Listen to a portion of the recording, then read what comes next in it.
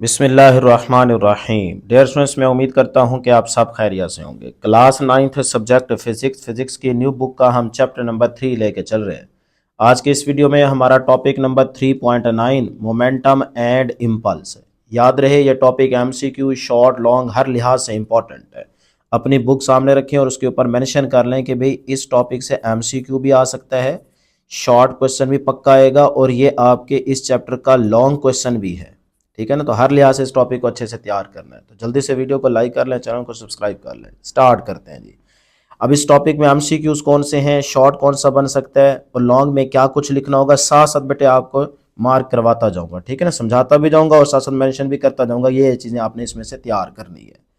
तो सबसे पहले फर्स्ट पैराग्राफ में देखिएगा, कहते हैं suppose that a bicycle rider and a heavy truck are moving with same speed. अब ये आपने ज़रा मेंशन कर लेना है कि अगर हमारे पास एक साइकिल हो, साइकिल सवार है, और दूसरा हमारे पास क्या है, एक हैवी ट्रक है, ये दोनों मूव कर रहे हैं विद द सेम स्पीड। ये कंडीशन है कि दोनों की स्पीड क्या है, सेम है।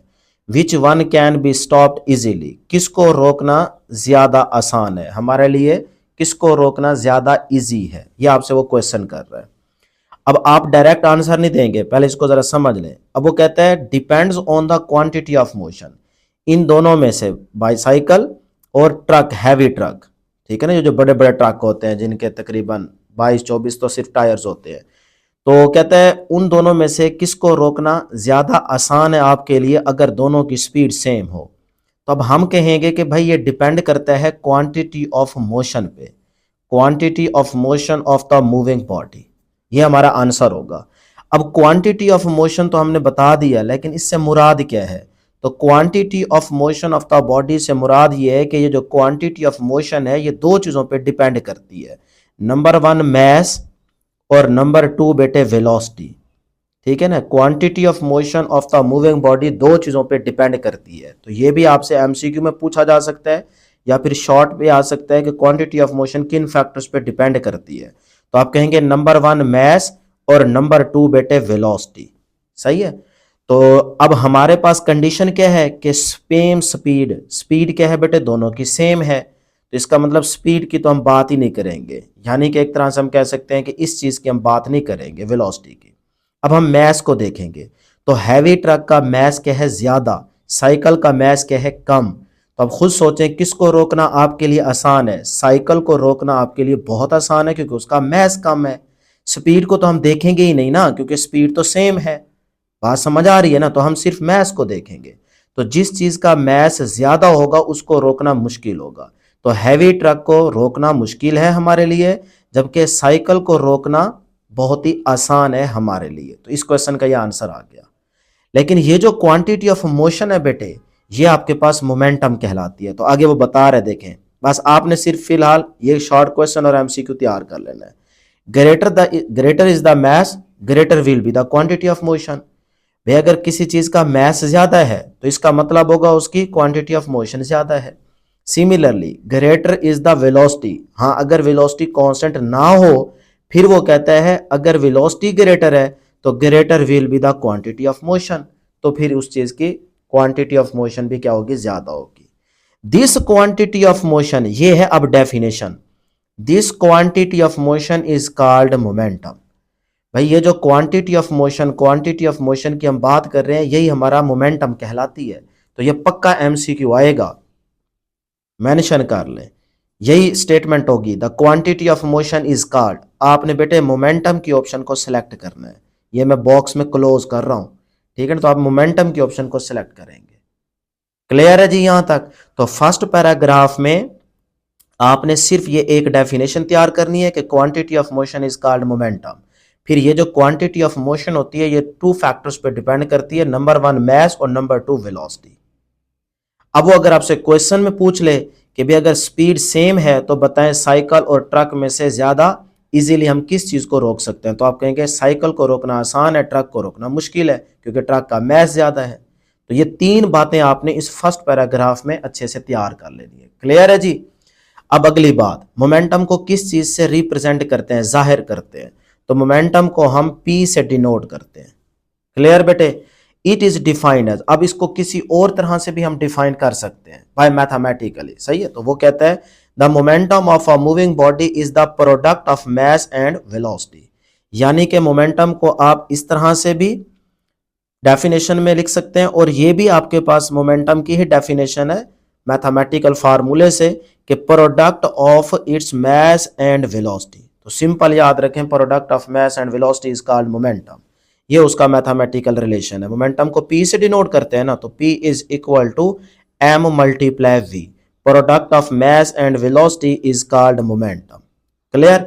अब जरा यहां पे देखें, मास को M को बोल्ड नहीं किया हुआ, V को बोल्ड किया हुआ है और P को भी बोल्ड किया हुआ है, मोटा करके लिखा हुआ है। इसका मतलब वेलोसिटी क्या है बेटे, वेक्टर क्वांटिटी है, यानी कि इस तरह आप लिख सकते हैं mv। अब v वेलोसिटी है तो वेक्टर क्वांटिटी है, मास स्केलर क्वांटिटी है, तो इसीलिए अगर वेलोसिटी वेक्टर है तो फिर ये p भी क्या होगा, वेक्टर ही होगा।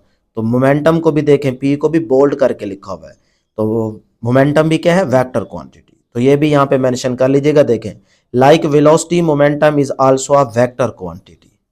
क्लियर। ये भी पूछा जा सकता है ना कि मोमेंटम स्केलर है या वेक्टर है, तो आप कहेंगे momentum is a vector quantity.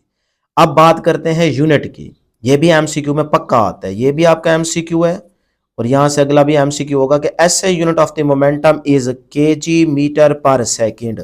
ये भी एमसीक्यू में पूछा जा सकता है। और फिर यही केजी मीटर पर सेकंड जो है, it can also be written as newton second. यही चीज बेटे जो केजी मीटर पर सेकंड है, ये न्यूटन सेकंड के इक्वल है, तो इसीलिए न्यूटन सेकंड भी मोमेंटम का यूनिट है। ठीक है ना, ये दोनों यूनिट एक दूसरे के इक्वल है, लेकिन एसआई यूनिट जो है वो आपके पास केजी मीटर पर सेकंड है। क्लियर है बेटे। अब कुछ बच्चे ये सोच सकते हैं कि सर जी केजी मीटर पर सेकंड जो है वो न्यूटन सेकंड के इक्वल कैसे है। तो फिर ये देखें बेटे, आपने ना ये फार्मूला यूज करना है। फार्मूला है हमारे पास, जैसे F is equal to M into A, newton का सेकेंड लॉ बेटे। अब देखें, फोर्स का यूनिट क्या होता है, न्यूटन। मास का यूनिट क्या होता है बेटे, केजी। एक्सेलरेशन का क्या होता है, मीटर पर सेकंड स्क्वायर। ठीक है ना यहां तक। अब बेटे हम दोनों साइड्स पे ना सेकंड से मल्टीप्लाई कर देते हैं।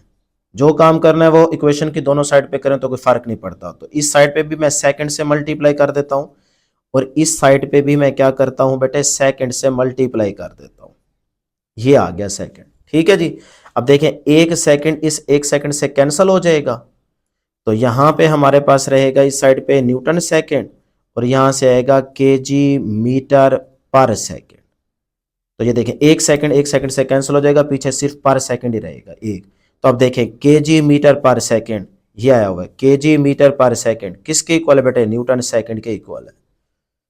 ठीक है ना। तो इस तरह से आपसे ये अलग से शॉर्ट क्वेश्चन में भी पूछा जा सकता है कि भाई न्यूटन सेकंड जो है वो केजी मीटर पर सेकंड के इक्वल कैसे है, तो आप इस तरह से इसका आंसर लिख दीजिएगा। ठीक है ना, प्रूफ हो गया। अब बेटे यहाँ पे अगर आप देखेंगे ना, ये सारा लिखेंगे तो ये मोमेंटम के बारे में नहीं है, क्योंकि मोमेंटम और इंपल्स का टॉपिक है, तो इस टॉपिक के अंदर ना दोनों को मिक्स किया गया है। अब बच्चों को समझ नहीं आती कि मोमेंटम के बारे में कहां से कहां तक लिखना है और इंपल्स के बारे में क्या कुछ लिखना है। तो आप जरा गौर से निशान लगाते जाएं। ठीक है ना। अब ये वाला पैराग्राफ आप मोमेंटम के टॉपिक में नहीं लिखेंगे, अभी यहाँ पे इंपल्स की एग्जांपल ली जा रही है। तो आप पिछले पेज पे जो कुछ बताया वो करेंगे, फिर उसके बाद आप यहां से स्टार्ट लेंगे डायरेक्ट मोमेंटम के लिए, सही है ना। तो फिर यहां से देखें, एज वी नो दैट की हेडिंग मेंशन करेंगे, या फिर कहेंगे average acceleration a is given by. तो फिर यहां से लिखना स्टार्ट करेंगे कि a is equal to delta we over delta t, पीछे पढ़ के आ रहे हैं। ठीक है, तो ये एवरेज एक्सेलरेशन है, तो डेल्टा वी को लिख सकता हूं V F minus V I divide by delta T. तो ये आपकी एक तरह से बन गई इक्वेशन नंबर 2, सही है ना। आप अपने लिहाज से लेके चलें इक्वेशन के नाम भी। अब बेटे फिर आगे देखें, according to Newton second law, ये जरूर मेंशन करेंगे कि हम न्यूटन के सेकंड लॉ में पढ़ के आ रहे हैं। ये थ्योरी आपकी ऐड होती जा रही है, अगर लॉन्ग आएगा तो फिर इसी तरह से करेंगे कि according to Newton second law of motion the value of the average force acting during the interval delta T will be, यानी कि एवरेज फोर्स जो हमारे पास है न्यूटन के सेकंड लॉ के अकॉर्डिंग वो क्या है, वो है F is equal to M A. बेटे यही फार्मूला पढ़ के आ रहे हैं। अब इसमें देखें, M as it is acceleration, इस ए की जगह आप ये वैल्यू पुट कर दें जो इक्वेशन नंबर 2 में है कि delta we over delta T. Clear है यहां तक। ये आपके पास बन जाएगी इक्वेशन नंबर 3। अपने लिहाज से आप नाम मेंशन करते जाएं इक्वेशंस के। अब आपने डायरेक्ट आगे ये वाली इक्वेशन अभी नहीं लिखनी, क्योंकि हम मोमेंटम को लेके चल रहे हैं। अभी आप इस इक्वेशन को राइट नहीं करेंगे, ये इंपल्स की इक्वेशन है।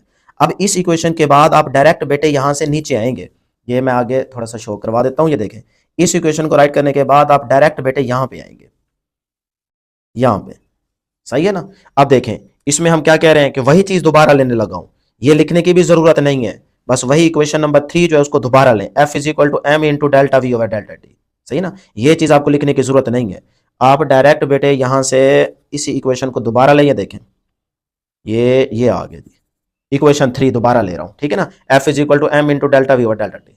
अब यहां पे थोड़ा सा आप थ्योरी मेंशन करेंगे कि where M into delta V is the change in momentum delta P, ये लिख देंगे। बात समझ आ रही है बेटे? नहीं। उसके बाद आगे कह रहे हैं the value of force in terms of momentum, force acting on an object is equal to the change in momentum of the object per unit time. यानी कि यहीं से फोर्स को डिफाइन करने की कोशिश कर रहा है कि देखें जो m इंटू डेल्टा वी है, m इंटू डेल्टा वी, ये तो बेटे आ गया चेंज इन मोमेंटम। क्यों? क्योंकि पिछले पेज पे हमने मोमेंटम की मैथमेटिकल फार्मूला या इक्वेशन पढ़ के आ रहे हैं, p is equal to M into V होता है बेटे।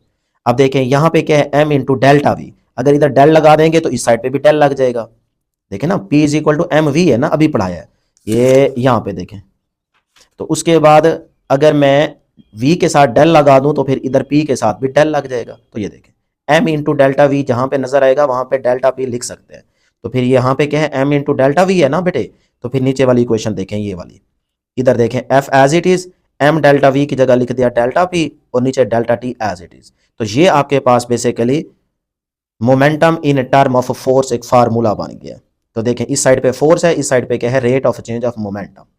तो ये है बेटे कि अगर आप मोमेंटम को फोर्स की टर्म में लिखना चाहें तो उसके लिए क्या फार्मूला होगा, वो ये फार्मूला होगा। तो यहां से फिर फोर्स को भी डिफाइन किया जा सकता है, जिस तरह यहां पे वो मेंशन कर रहा है। तो आप नीचे देखें बॉक्स में, यहां पे फोर्स को डिफाइन कर रहा है इस फार्मूले के according, the rate of change of momentum of a body is equal to the force. ये आपका शॉर्ट भी है और यहां से एमसीक्यू भी पक्का आएगा। एमसीक्यू में क्या मेंशन करेगा, कहेगा rate of change of momentum is called, तो आप फोर्स लगाएंगे, ठीक है ना। नोट कर लें, rate of change of momentum is called force. ये एमसीक्यू भूलना नहीं है, पक्का आएगा आपके पेपर में। रेट का लफ्ज भी याद रखना है, rate of change of momentum is called force. मैं इतना जोर क्यों दे रहा हूं, अभी एक और एमसीक्यू आएगा उसमें बच्चे गलती कर बैठते हैं। तो ये है मोमेंटम के बारे में, बस इतना आप momentum in term of force लिखेंगे। अब जी बीच में जो कुछ हमने छोड़ा, स्किप किया है, वो है इंपल्स के बारे में। तो अब अगर इंपल्स अलग से पूछ लिया जाए तो फिर आप क्या कुछ लिखेंगे। अगर मोमेंटम एंड इंपल्स लॉन्ग आ जाए फिर ये सारा तरतीब से लिख देंगे, लेकिन अगर अलग अलग आ जाए तो फिर पहले मैंने आपको ये अभी मोमेंटम और momentum in term of force के बारे में बताया है, अब इंपल्स को डिस्कस करते हैं। तो बेटे इंपल्स के लिए ना, ये सबसे पहले इस पेज के ऊपर ये फर्स्ट जो पैराग्राफ है, ये इंपल्स की एग्जांपल मेंशन कर रहा है, ये इंपल्स की एग्जांपल मेंशन कर रहा है, ठीक है ना, ये जहन में रखिएगा। अब पहले इंपल्स की डेफिनेशन देखते हैं। तो ये जो आपके पास इक्वेशन थी ना, F is equal to M into delta V और डेल्टा टी, यहीं से अगर मैं इस डेल्टा टी को इस तरफ ले आऊं, देखिए ना डेल्टा टी F के साथ आके मल्टीप्लाई हो गया है और इस साइड पे बचेगा m इंटू डेल्टा वी। तो बेटे यही फार्मूला, यही इक्वेशन मेरे पास इंपल्स की बन जाएगी। अब देखें F multiply del T, del यहाँ पे शॉर्ट को रिप्रेजेंट कर रहा है, ठीक है ना, कि बहुत थोड़ा टाइम है, छोटा टाइम है, शॉर्ट इंटरवल ऑफ टाइम। तो अब ये जो इक्वेशन है ना, ये है इंपल्स की। तो यहीं से आपकी बुक इंपल्स को डिफाइन करती है। कैसे, ये देखें, व्हेन अ लार्ज फोर्स, ये है इंपल्स की डेफिनेशन। तो अगर इंपल्स के बारे में आ जाए तो आप ये वाली डेफिनेशन लिखेंगे और ये वाला फार्मूला लिख देंगे। बात समझ रहे हैं? मार्क करते जा रहे हैं ना अपनी बुक के ऊपर, निशानी लगाते जाए। When a large force F acts on an object for a short interval of time, the impulse of the force is defined as the total change in momentum of the object। यानी कि इस box के अंदर दो definition impulse की बताई जा रही हैं। पहली बताई जा रही है when a large force F acts on an object for a very short interval of time is called impulse। यहां तक बेटे ये पहली डेफिनेशन है इस फार्मूले से। देखे ना, when a large force F acts on a body for very short interval of time is called impulse। एक डेफिनेशन यहां से बन गई लेफ्ट साइड से और एक डेफिनेशन बनाएगा यहां से, ठीक है। क्या, change in momentum is called impulse. तो ये देखें, change in momentum of the object is called impulse. तो ये दो डेफिनेशंस हैं, जो आपको आसान लगती है आप वही तैयार कर लें। क्लियर है बेटे? तो फिर इसका मतलब मैं यहां पे कह सकता हूं कि इंपल्स जो है उसका एक फार्मूला है चेंज इन मोमेंटम, और यहां से इसका फार्मूला है F multiply delta T is equal to impulse. तो ये दो डेफिनेशन हो गई, फार्मूला एक ही है, एक लेफ्ट साइड से डेफिनेशन, एक राइट साइड से डेफिनेशन। क्लियर है? अब मैं आपको बताता हूं, देखें, change in momentum is called impulse होता है, ये भी पक्का एमसीक्यू आएगा। Change in momentum is called impulse होता है जबकि नीचे आपको क्या बता के आ रहा हूं, ये देखो, rate of change of momentum is called force होता है। सिर्फ एक लफ्ज का फर्क है और वो है रेट। तो फिर से नोट कर लें, अगर आ जाए rate of change of momentum तो आप कहेंगे फोर्स, अगर आ जाए सिर्फ चेंज इन मोमेंटम तो आप कहेंगे इंपल्स। अब पता चला मैं क्यों जोर दे रहा था। तो ये एमसीक्यू पक्के आते हैं और बच्चे बहुत सारे गलत करके आते हैं, तो आपने बेटे नहीं भूलना, ठीक है ना। तो इस तरह से देखें, इंपल्स को डिफाइन किया, उसका फार्मूला देख लिया, मोमेंटम को देखा, momentum in term of force का फार्मूला देखा, और इस तरह से छोटी छोटी डेफिनेशंस कर ली। अब इंपल्स की अगर एग्जांपल पूछे कि भाई अगर बहुत थोड़े टाइम के लिए लार्ज फोर्स एक्ट कर रही है तो इसके लिए कोई एग्जांपल तो दें, तो फिर बेटे आपकी बुक ना ये एग्जांपल मेंशन कर रही है कि when a ball is hit by a bat, जब एक क्रिकेट की बॉल बैट से हिट करती है, देखें बहुत थोड़े टाइम के लिए एक लार्ज फोर्स एक्ट करती है, जिसकी वजह से हम देखते हैं कि बॉल बहुत दूर जा रहा होता है। ये दूर जाना इस बात की निशानी तो है कि उसके ऊपर फोर्स लगी है बहुत ज्यादा थोड़े टाइम के लिए, सही ना। तो ये वाली एग्जांपल आप मेंशन कर देंगे इंपल्स के टॉपिक में, सही है जी। आगे करना चाहते हैं, पढ़ना चाहते हैं तो पढ़ लें, अदरवाइज कोई फायदा नहीं है, बस ये एग्जांपल में मेंशन कर दीजिएगा। लो जी, टॉपिक खत्म हो चुका है। अब पेज नंबर 71 पे कुछ इन्फॉर्मेशन बेस्ड चीजें बताई जा रही हैं, ये भी देख लेते हैं। डू यू नो, क्या आप जानते हैं कि इस खिलाड़ी पे गौर करें, जब ये कैच पकड़ता है, बॉल को पकड़ता है, तो अपने हाथ यहाँ ऊपर रखने की बजाय देखें अपने हैंड्स को ये नीचे लेके आ रहा है। ऐसा क्यों करते हैं ये खिलाड़ी? तो आपने फिजिक्स की रूह से जवाब देना है। एक्चुअल में डियर स्टूडेंट्स, ये इसीलिए अपने हाथ नीचे लेके आ रहा है ताकि इसको तकलीफ कम हो। देखिए ना, बॉल जब आके हाथों में लगेगा, हिट करेगा, तो तकलीफ तो होगी, तो अपनी तकलीफ को कम करने के लिए अपने हैंड्स नीचे लेके आ रहा है, लेकिन हमने फिजिक्स की रूह से इसको जवाब देना है। इस तरह कुछ खिलाड़ी आप देखते हैं कि वो स्टाइल मारते हैं, अपने हाथ ऊपर रखते हैं, लेकिन वो हाथ नीचे लेके आने की बजाय पीछे की तरफ पुश करते हैं अपने हाथों को, ताकि उनको तकलीफ कम हो। तो हमने फिजिक्स की रूह से इसको जवाब देना है। तो बेटे अभी आपने इम्पल्स का फार्मूला पढ़ा है, f multiply delta T is equal to I, impulse, कि when a large force acts on a body for a very short interval of time is called impulse. यही फार्मूला है ना। अब देखें, अगर ये खिलाड़ी अपने हाथ यहीं पे रखे, ऊपर रोके रखे, तो जब बॉल हाथों में आके लगेगा तो इंट्रैक्शन का, यानी कि उसके हाथ और बॉल का जो इंट्रैक्टिंग टाइम होगा ना, वो बहुत थोड़ा होगा। अगर टाइम कम लगेगा तो फोर्स ज्यादा हो जाएगी, क्योंकि प्रोडक्ट में रिलेशन इनवर्स होता है। तो देखें, टाइम कम लगा तो फोर्स बढ़ गई, फोर्स बढ़ेगी तो तकलीफ ज्यादा होगी, दर्द ज्यादा होगा। तो इसीलिए अब खिलाड़ी ये अपने हाथ ऊपर नहीं रोके रखेगा, बल्कि ये जैसी बॉल इसके हाथों में आएगा तो ये फौरन फौरन एट इंस्टेंट, उसी लम्हे ये अपने हाथों को नीचे लेके आएगा, ताकि ये जो टाइम है ना, ये formula f multiply delta T is equal to I, ताकि ये जो इंटरेक्टिंग टाइम है ना, ये बढ़ जाए। तो ये जब टाइम बढ़ेगा तो फोर्स क्या हो जाएगी, कम हो जाएगी। प्रोडक्ट में रिलेशन इनवर्स होता है, तो टाइम को उसने बढ़ाना है, टाइम बढ़ेगा तो फोर्स कम हो जाएगी, फोर्स कम हो जाएगी तो इसका मतलब उसको तकलीफ कम होगी, दर्द कम होगा। तो इसीलिए खिलाड़ी यहां से यहां तक आने में देखें टाइम ज्यादा लगेगा, तो टाइम कुछ ना कुछ लगेगा जिसकी वजह से फोर्स कम हो जाएगी, फोर्स कम होगी तो उसको तकलीफ कम होगी। ये इसका आंसर है बेटे, क्लियर जी। उसी के साथ देखें आगे, नेक्स्ट हमारे पास इंफॉर्मेशन है, इसमें देखें मैं आपको समझा देता हूं बस, कि एक एप्पल में ना ये एरो तीर जो है वो घुसा जा रहा है, यानी कि एप्पल जब दरख्त से नीचे आ रहा था, यानी कि ऊपर से कट हुआ, अब ये अभी नीचे आ रहा था, उसी लम्हे आपने यहां से तीर छोड़ा तो ये इसके अंदर चला गया। अब होगा क्या कि देखें, जब एप्पल किसी न किसी स्पीड से नीचे आ रहा था, तो उसी लम्हे जब ये एरो इसके अंदर घुसेगा, तीर इसके अंदर जाएगा, तो एप्पल की स्पीड क्या हो जाएगी, कम हो जाएगी। इसका मतलब इस एरो ने, तीर ने उसकी स्पीड को चेंज कर दिया, उसकी स्पीड में चेंज आ गया, तो इसका मतलब मोमेंटम में चेंज आ जाएगा। लेकिन क्या वो एप्पल जो है वो इस एरो के साथ कोई छेड़छाड़ करेगा? तो यहीं पे लिखा हुआ है कि हाँ जी बिल्कुल। अब वो जो एप्पल की फोर्स होगी वो चाहेगी कि भाई मैं इस एरो को भी अपनी मर्जी नहीं करने दूंगी, तो वो इसको फिर आगे नहीं जाने देगी। ये भी किसी न किसी स्पीड से आ रहा था ना, एरो तीर, तो अब ये इसको आगे नहीं जा रहे थे, उसकी स्पीड को ये चेंज कर देगा एप्पल।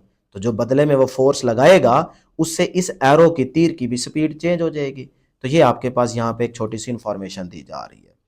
उसके बाद नीचे देखें तो ये आपको पिछले टॉपिक में समझा चुके हैं कि ये पैकिंग के अंदर किस तरह से आपके पास जो है ये सॉफ्ट चीज़ें या स्टाइरोफॉर्म रखे जाते हैं ताकि किसी भी चीज़ का नुकसान ना हो, तो उसके साइडों में बता दी है।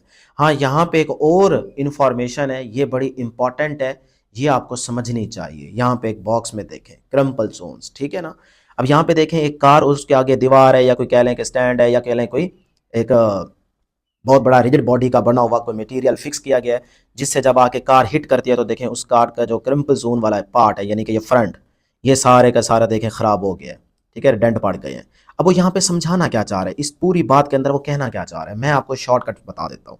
डियर स्टूडेंट्स, ये जो गाड़ियाँ बनाई जाती हैं ना, ये बेसिकली इलास्टिक और इन इलास्टिक कोलिजन को सामने रखते हुए ना ये शेप सेट की जाती है।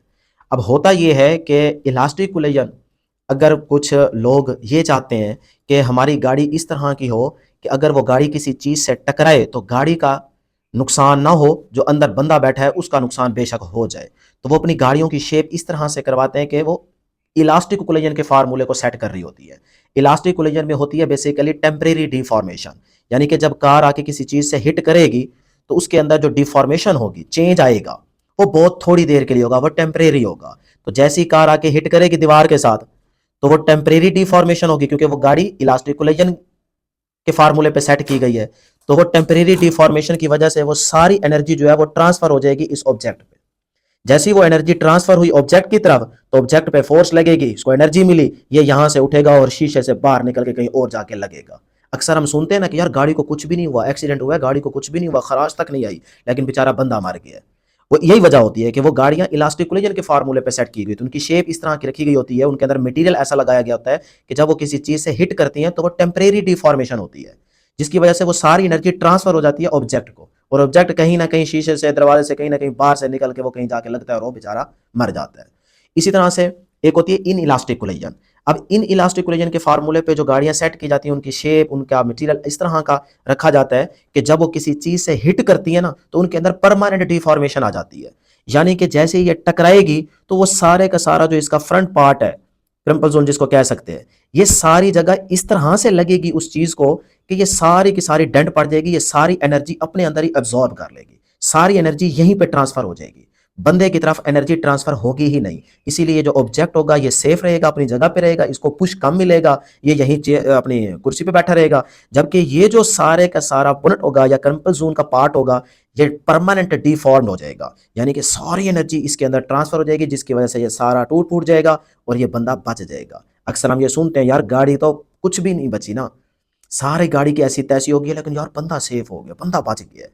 कमाल देखें यार, वो बेसिकली उस गाड़ी को इन इलास्टिक कोलिजन के फार्मूले पर रखा गया होता है ताकि परमानेंट डिफॉर्मेशन हो, एनर्जी सारी यहीं पे आए और बंदे की तरफ एनर्जी ट्रांसफर ही ना हो और बंदा बेचारा बच जाए। तो ये अब आपकी मर्जी है कि आप गाड़ी किस तरह की लेना चाहते हैं, आया कि आप इलास्टिक कोलिजन के फार्मूले पे या इन इलास्टिक के फार्मूले पे चलना चाहते हैं। इलास्टिक में डिफॉर्मेशन जो होती है वो टेम्परेरी होती है, जिसकी वजह से बंदे का नुकसान हो सकता है, गाड़ी का नुकसान कम होगा।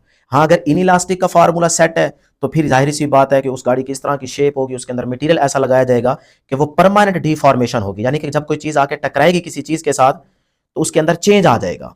चेंज आ गया ना, ये देखें डेंट पड़ गए, इसी को कहते हैं डिफॉर्मेशन। ठीक है, तो वो परमानेंट डिफॉर्मेशन होगी, यानी कि अब वो चीज टकराने के बाद दोबारा अपनी पहले वाली शेप में नहीं आ सकती।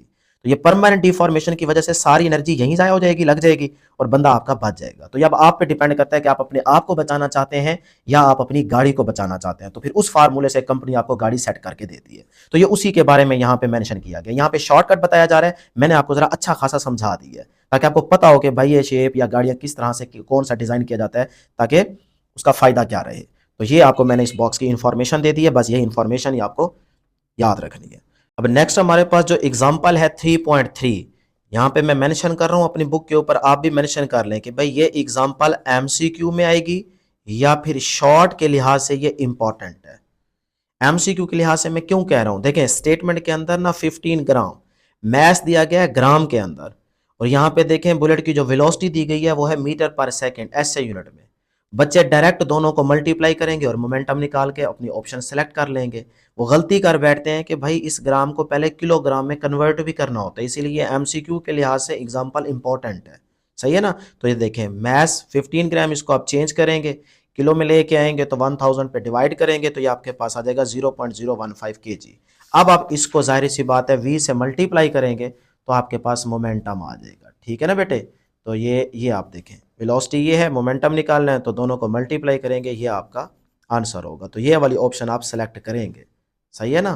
उसके बाद 3.4 जो एग्जांपल है ये न्यूमेरिकल में आ सकती है, शॉर्ट और एमसीक्यू के लिहाज से इंपॉर्टेंट नहीं है। लो जी, टॉपिक खत्म हो चुके हैं, इंशाल्लाह नेक्स्ट वीडियो में जल्द मुलाकात होगी। अल्लाह हाफिज़।